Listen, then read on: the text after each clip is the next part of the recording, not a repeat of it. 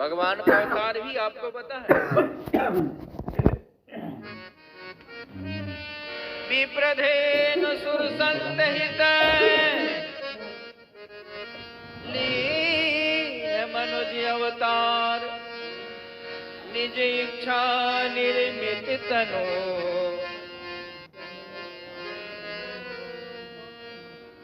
भगवान का अवतार किस लिए होता? ब्राह्मण के लिए होता, गाय के लिए होता, संत की रक्षा के लिए होता। इसलिए ब्राह्मण को लिया गया। ब्राह्मण धर्म का स्तंभ होता है, ब्राह्मण धर्म की रक्षा करता है। तीनों वर्ण के द्वारा ब्राह्मण पूजनीय होता है। इसलिए शिवपुराण की कथा का जो महत्व होता है वो ब्राह्मण से। बिंदुक नामक ब्राह्मण था, वह जाति से ब्राह्मण। संसार में कर्म की प्रधानता, जाति की प्रधानता नहीं होती। यदि जाति की प्रधानता होती तो हम लोग रावण की पूजा करते, श्री राम की पूजा नहीं करते, क्योंकि रावण ब्राह्मण था और राम जी क्षत्रिय थे। यदि जाति की प्रधानता होती, जाति की पूजा होती, तो हम लोग ब्राह्मण रावण की पूजा करते, क्षत्रिय राम जी की पूजा नहीं करते। इसलिए संसार में कर्म की प्रधानता होती है, जाति की प्रधानता नहीं।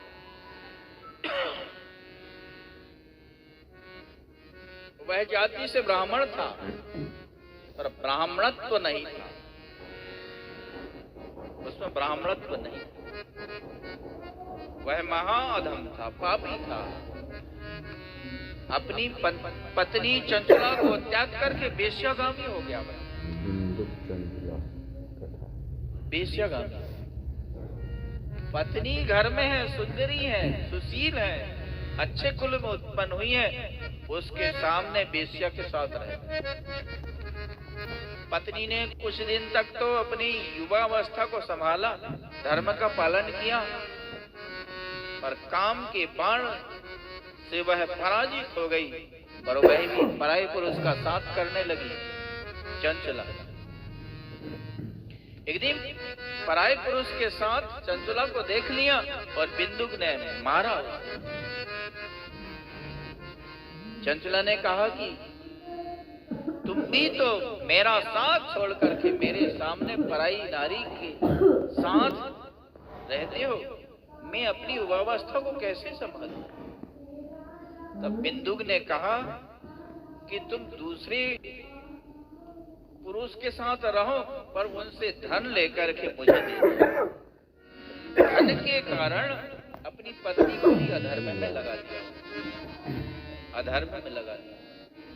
वही तो खतरनाक। बहुत काल व्यतीत हो गया और वह बिंदुक मर गया। उसने पाप किया था, इसलिए वह मर करके कहाँ गया? नरक गया। नरक भोगने के पश्चात कुछ पाप बाकी रहे तो वह पिशाच बन गया, विंध्याचल पर्वत पर पिशाच बन गया। इसलिए पाप मत करो, पुण्य करो। पाप का परिणाम होता है दुख और पुण्य का परिणाम होता है सुख। सुख चाहो तो पाप मत करो।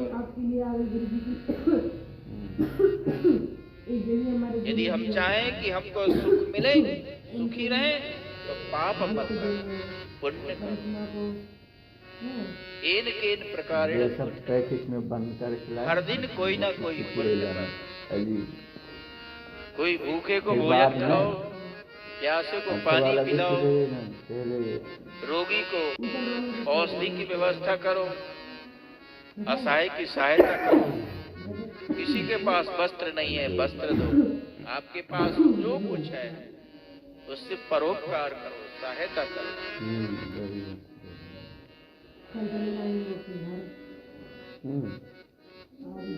अब परोपकार भी ऐसा नहीं सब लोग एक गुरुजी के 3 चेला थे। 1 महीना हो जाएगा। गुरुजी ने कहा बेटाओ हर दिन कोई ना कोई अच्छा काम करो, पुण्य का काम।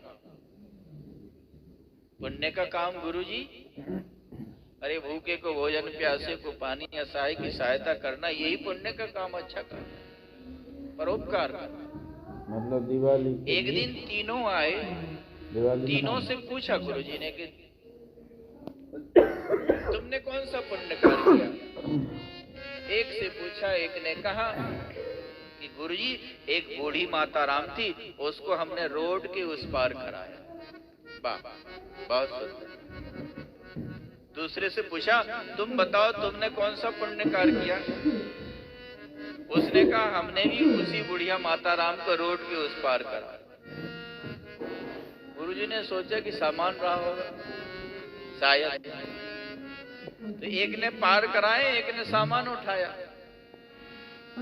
तीसरे से जब पूछा कि बताओ तुमने क्या पुण्य काम किया, उसने भी कहा कि गुरुजी हमने भी उसी बुढ़िया को रोड के उस पार कराया। अब तो गुरुजी ने कहा कि एक बूढ़ी माता राम को रोड के उस पार कराने के लिए 3 व्यक्ति। बोले गुरुजी बूढ़ी माता राम को रोड के उस पार नहीं जाना था, फिर तुम लोगों ने पार क्यों कराया। बोले हमको परोपकार करना, हमको परोपकार करना। तो एकादशी बोले फलाहार कर वह नहीं जाना चाह रही थी, तुमने जबरदस्ती ले गया। बोले हाँ, हमने टांग पकड़ी, एक ने सिर पकड़ी, एक ने बीच में पकड़ा, और वह गाली देती रही। बोले गाली देती रही फिर भी तुमने नहीं छोड़ा। आपने ही तो कहा था कि परोपकार में गाली भी मिले तो सह लेना चाहिए। तो ऐसा भी परोपकार नहीं होना, हर दिन कोई ना कोई परोपकार करना चाहिए। परहित सरिस मतलब परहित के समान कोई धर्म नहीं है। गोस्वामी तुलसीदास जी ने कहा अभी परिक्रमा परहित सरिस धर्म नहीं भाई, पर पीड़ा समय नहीं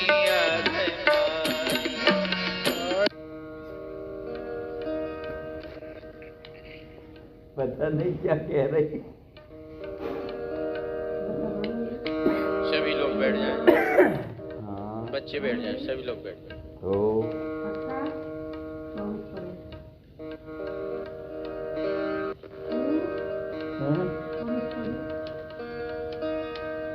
भगवान रक्षा करना।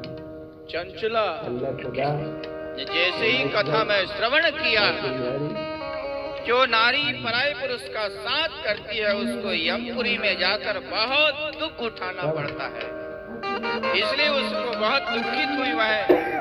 और कथा समाप्ति पर उन्हीं कथावाचक ब्राह्मण के चरण पकड़कर रोने लगी, पश्चाताप करने लगी। हे ब्राह्मण देवता, मेरा उद्धार करो, मैंने अपने जीवन में बहुत पाप किया, मेरा उद्धार करो। देवी आज रात तुमने कितने ही पाप किया हो, भगवान शिव की शरण में चली जाओ, भगवान शिव तुम्हारा उद्धार कर देंगे। व्यक्ति जी उतना पाप कर नहीं सकता है जितनी शक्ति भगवान शिव के एक शिव नाम में। भगवान शिव का मतलब होता है कल्याणकारी, मंगलकारी। इसलिए शिव की शरण में चले जाओ। शिव की शरण में चली गई वह, रुद्राक्ष धारण करने लगी, त्रिपुंड भस्म तिलक लगाने, भगवान शिव का अभिषेक करने लगी, भगवान शिव के नामों का जप करने लगी और उसकी मृत्यु हो गई। मृत्यु हुई तो भगवान शिव के गणों ने ले जा करके पार्वती को सौंप दिया। पार्वती ने उसे अपनी सखी बना दिया। 7 बजे अपना आ जाएंगे। बिगड़ी जन्म अनेक की, सुधने अब ही याद। ओ ही राम को नाम जप, तुलसी तज कुसुमान। हो ही राम को नाम जप, तुलसी तज कुसुमान।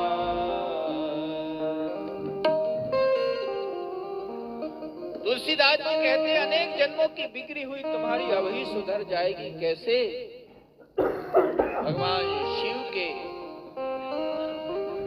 भगवान शिव के नाम को जप करो। भगवान शिव के नाम को जप करो और उनके हो जाओ, उनकी कथा सुनो। पार्वती ने सखी बनाया। एक बार पार्वती के चरणों में प्रणाम किया चंचला ने और कहा,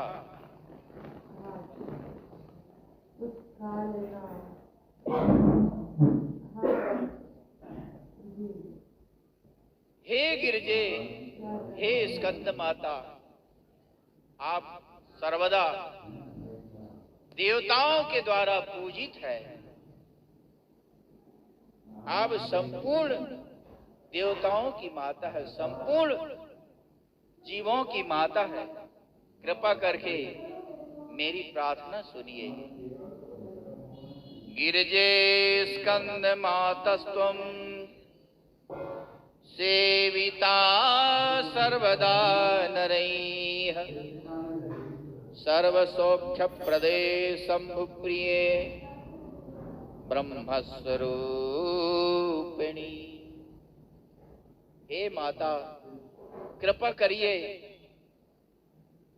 प्रार्थना से प्रसन्न हो गई देवी।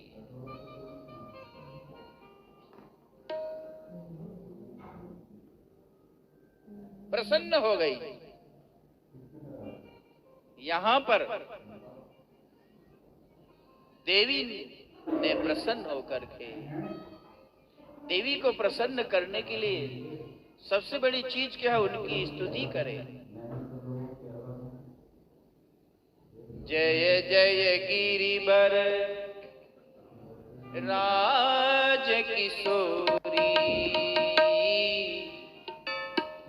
जय महेश मुख चंद्र चतुरी। जय जय गिरिवर राज किशोरी, जय जय गिरिवर।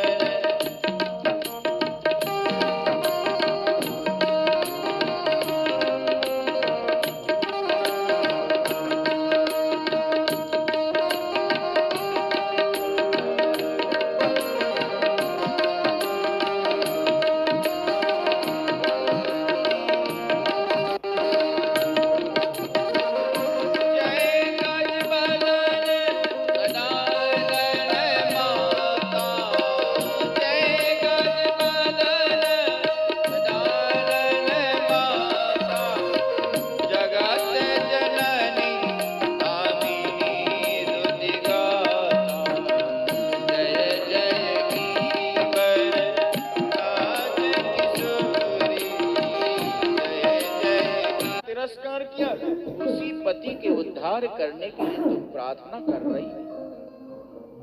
यही तो नारी है, हमारी भारतीय नारी है। पति को ही परमेश्वर मानती है, पर पुरुष का भी कुछ दायित्व है, उसका भी कुछ कर्तव्य होता है।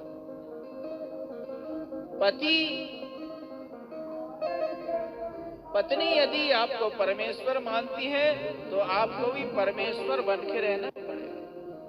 परमेश्वरवत आपको व्यवहार करना पड़ेगा पत्नी के साथ। इसलिए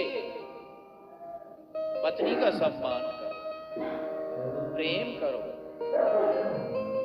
गाली गलौज मत करो, मारो ताड़ो मत। क्योंकि वह गृह लक्ष्मी कहलाती। आप पत्नी का सम्मान करेंगे तो पत्नी आपका सम्मान करें। आप बच्चों का सम्मान करेंगे तो बच्चे आपका सम्मान करें। जो दूसरों को सम्मान देता है उसको सम्मान मिलता है, जो दूसरे को तिरस्कार करता है उसको भी तिरस्कार ही मिलता है। इसीलिए जिस घर में नारियों की पूजा होती है, नारियों का सम्मान होता है, उस घर में लक्ष्मी का निवास है। यत्र नार्यस्तु पूज्यन्ते रमन्ते तत्र देवताः। जहाँ नारियों का सम्मान होता है, पूजन होता है, वहाँ देवता लोग रमण करते हैं, देवताओं का निवास होता है। जहाँ नारियों का अपमान होता है, उनको दुत्कार किया जाता है, दुखित किया जाता है, वहाँ दरिद्रता का निवास, वह घर शमशान हो जाता है। क्योंकि हमारा देश जो होता है, हमारा देश मातृ प्रधान देश, माताओं की प्रधान। यहाँ गंगा माता, गायत्री माता, गीता माता,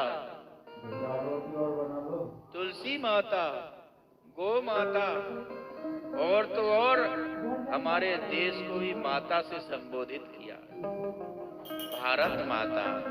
बोल भारत माता की। हमारे देश को भी भारत माँ की उपमा दी। किसी देश को आपने सुना?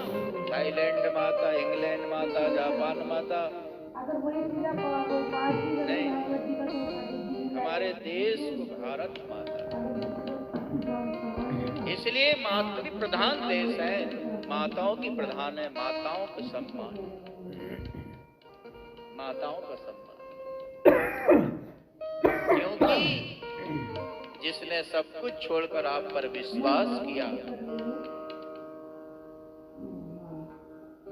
अपने माता पिता को छोड़ दिया, परिवार को छोड़ दिया आपके खातिर, तो आपका भी दायित्व बनता है उसका सम्मान करें, तभी प्रेम निभ पाता।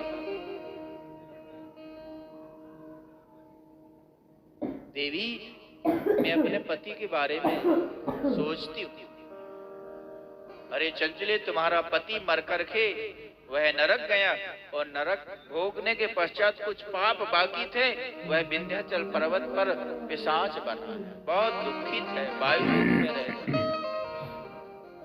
पवित्र स्थान का भूत प्रेत पानी पी नहीं सकते, पवित्र जगह में रह नहीं सकते, बहुत दुखित है। प्रार्थना की, हे माँ, मेरे पति का उद्धार करो, मेरे पति का उद्धार करो।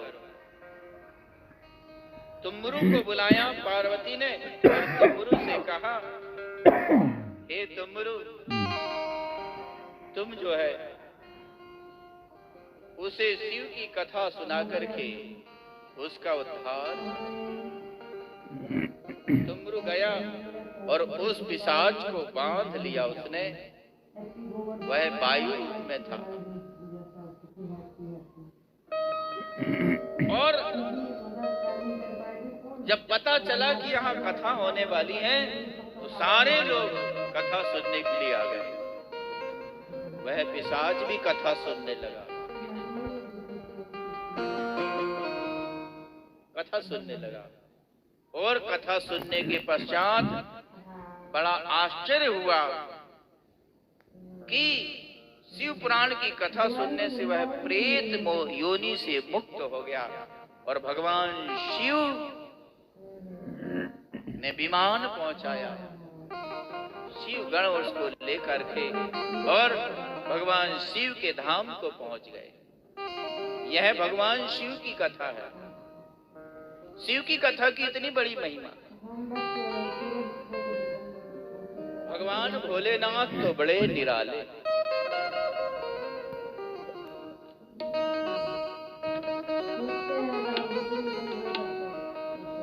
बड़े निराले हैं, कैसे कैसे पापियों का भी उद्धार कर देते थे। भोलेनाथ से निराला, गौरीनाथ से निराला कोई और नहीं। भोलेनाथ से निराला कोई और नहीं। भोलेनाथ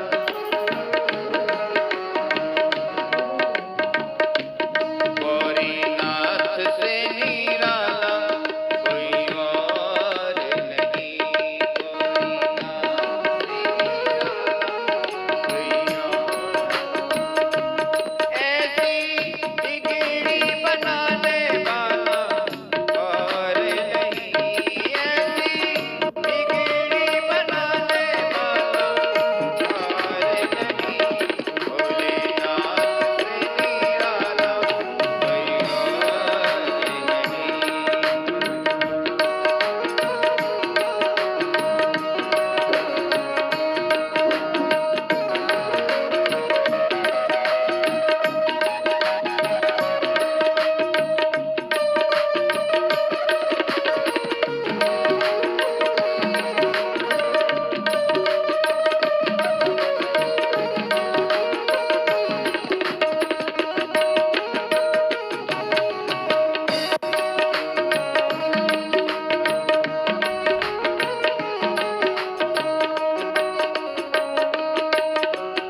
उनका डमरू डम डम बोले, अगमागम के भेद खोले।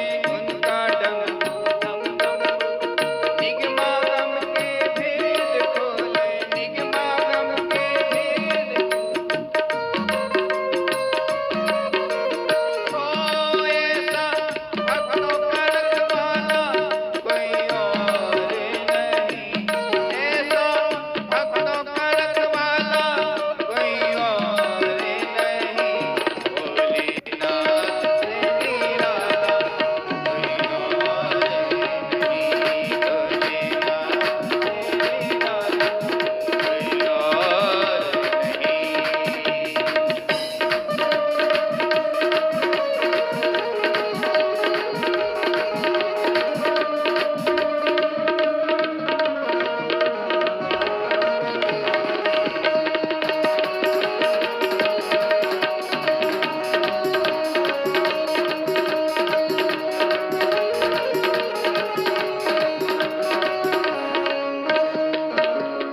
माया जब जब करवट बदले, पाप चमकते अगले पिछले। काया जब जब करवट बदले,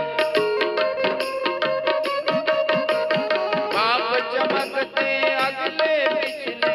पाप चमकते कोई ऐसा ज्योति जगाने वाला और नहीं। ऐसा